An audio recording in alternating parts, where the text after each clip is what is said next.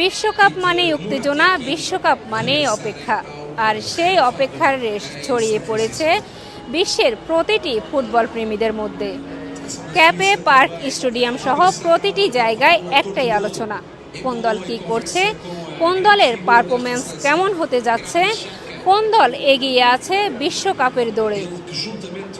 আর সেই আলোচনায় এবার নজর কেড়েছে পর্তুগাল। 17 জুন তাদের প্রথম ম্যাচ ডিআর কঙ্গোর বিপক্ষে। পরবর্তী দুটি ম্যাচ 23 জুন এবং 27 জুন। তাই প্রতিটি ম্যাচই গুরুত্বপূর্ণ। আলোচনার কেন্দ্রে শুধু ম্যাচই না, একটাই নাম, সেটি Cristiano Ronaldo. Fanático del equipo de Portugal. Estoy confiado de que el equipo va a hacer una buena Copa del Mundo. Va a ganar el primer partido versus Congo con un marcador de 3-0. Arriba Portugal. তিনি বলেছেন Portugal দলটি বেশ ভালো এবং কোনো বড় সমস্যা ছাড়াই পর্তুগাল কঙ্গোর বিপক্ষে জিতবে। 0-3 গোলে জিতার পূর্বাভাস দিয়েছেন তিনি। Me alegraría muchísimo que Cristiano Ronaldo y Portugal llegaran muy lejos de este mundial.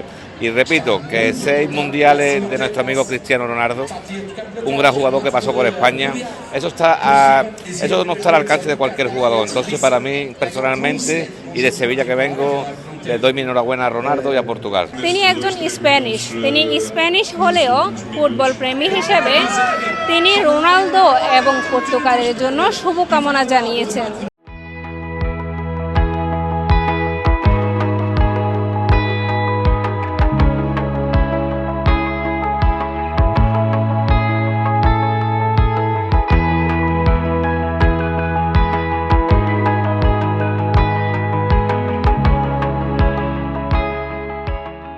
আসলে আমরা পর্তুগালের খেলার জন্য খুব আশাবাদী, এবং যেহেতু আমরা পর্তুগালে থাকি দীর্ঘদিন থেকে, আমরা পর্তুগালকেই সাপোর্ট করি এবং পর্তুগাল জিতবে ইনশাল্লাহ আশাবাদী।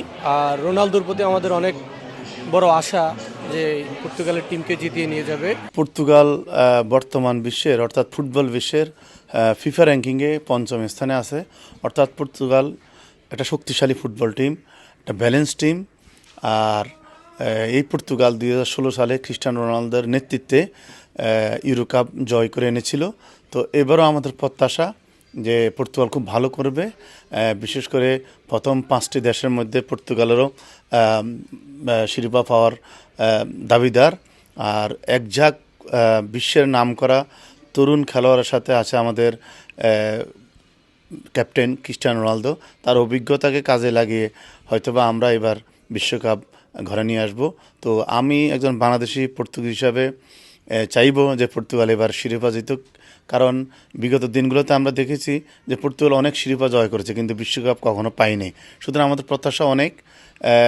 আমরা 10 মিলিয়ন পর্তুগিজ সহ সারা বিশ্বের ফুটবল প্রেমীরা অপেক্ষায় আছে যে হয়তোবা পর্তুগাল এবার বিশ্বকাপ নিয়ে আসতে পারে পর্তুগালে। স্টেডিয়ামের বাইরেও একই আলোচনা। ফুটবল প্রেমীরা সরাসরি বড় স্ক্রিনে উপভোগ করছেন বিশ্বকাপের উত্তেজনা। অনেকেরই প্রত্যাশা দলটি এবার বিশ্বকাপের শক্তিশালী প্রতিদ্বন্দ্বী, আবার অনেকেই তাকিয়ে আছেন তরুণ খেলোয়াড়দের পারফরমেন্সের দিকে।